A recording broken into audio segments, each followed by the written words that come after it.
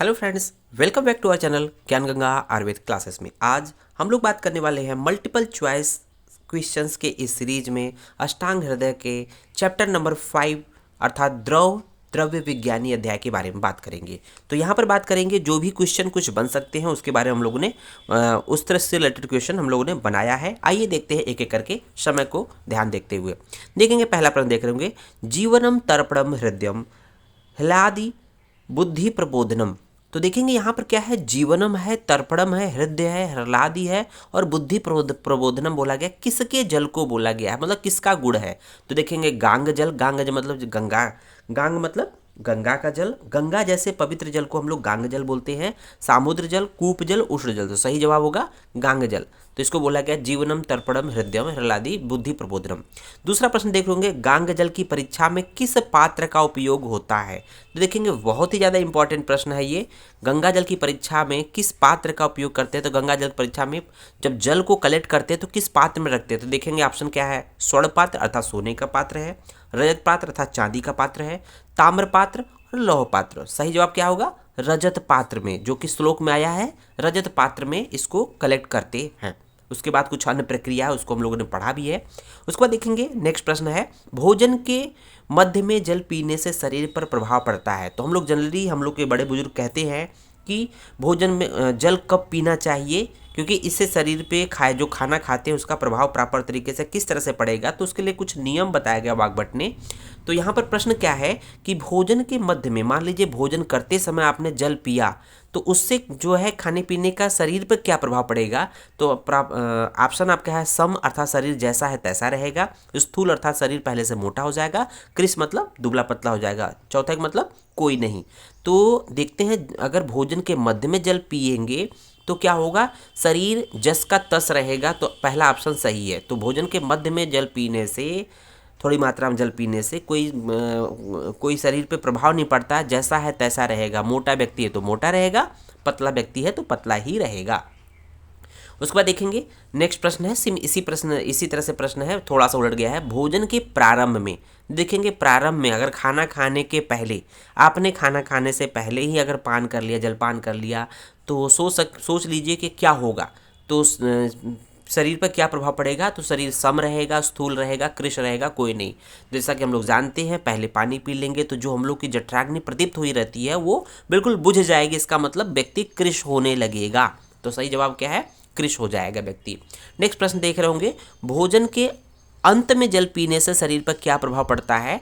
तो यहाँ पर दो ऑप्शन हो गया कि शुरू में अगर पीते हैं तो कृश हो जाएंगे, मध्य में पिएंगे तो सम हो जाएंगे, तीसरा ऑप्शन क्या है, स्थूल हो जाएगा। भोजन के अंत में अगर जल पीते हैं तो शरीर जो होता है स्थूल हो जाता है, ऐसा वाग्भट में बोला गया है, ऐसा आप लोगों ने पढ़ा भी है। इसके बाद देखेंगे हम लोग, दीपनम पाचनम कंठ्यम वस्ति शोधनम। तो किसका गुण है, शीतल जल का, उष्णोदक का, गांग जल का, सामुद्र जल का। तो जैसा कि देख रहे होंगे, कंठ के लिए उपयोगी कौन सा जल होता है, ठंडा जल होता है नहीं। जब आपका गला बैठता है, जब गले में खराश आती है और जब आपको क्या कहते हैं, मतलब जब बुखार उखार आता है, फीवर आता है, जब आपको जठराग्नि मंद रहती है तो क्या देते हैं, तो गरम गरम गुनगुना जल देने की बात करते हैं। इसलिए यहाँ पर उष्णोदक की बात कर रहे हैं। सही जवाब होगा उष्णोदक बी। नेक्स्ट प्रश्न देख रहे होंगे, श्रेष्ठ जल है। तो श्रेष्ठ जल कौन सा है, आंतरिक्ष जल है कि उष्णोदक है कि शीतल जल है कि समुद्र जल है। तो सही जवाब होगा आंतरिक्ष जल, नभ अंबु जिसको बोलते हैं, आंतरिक जल श्रेष्ठ जल होता है। दुग्ध का प्रकार बताया गया है। यहाँ पर देख रहे होंगे दुग्ध कितने प्रकार के बताए गए हैं। तो वाग्भट ने दुग्ध के प्रकार सामान्यतः जिसने भी बात किया है वो 8 प्रकार के दुग्ध की बात की गई है। नेक्स्ट प्रश्न देख रहे होंगे हम लोग, किसके दुग्ध को जीवनी रसायन बोला गया है। तो ध्यान दीजिएगा, जीवनी और रसायन बोला गया है। तो यहाँ पर हम लोग देख रहे होंगे ऑप्शन क्या है, गोदुग्ध है, माहिष दूध है और अजह अर्थात बकरी का दुग्ध है, स्त्री दुग्ध है। तो स्त्री दुग्ध हमें कंफ्यूज कर सकता है, क्योंकि हम सबसे पहले हम लोग माँ का दूध पीते हैं। लेकिन आप ध्यान दीजिएगा कि कुछ बच्चे ऐसे भी होते हैं, कुछ माँ भी ऐसे भी होते हैं जिनमें दुग्ध प्रचुर मात्रा में नहीं उत्पन्न होता है। तो बच्चा जो होता है शुरू में 1 महीना 2 महीने के बाद सीधे जो है गाय या भैंस के दूध पे आता है। लेकिन उसमें भी सबसे सही दूध कौन सा होता है, तो गाय का दूध सबसे श्रेष्ठ बोला गया है, उसको ही जीवनी रसायन बोला गया है।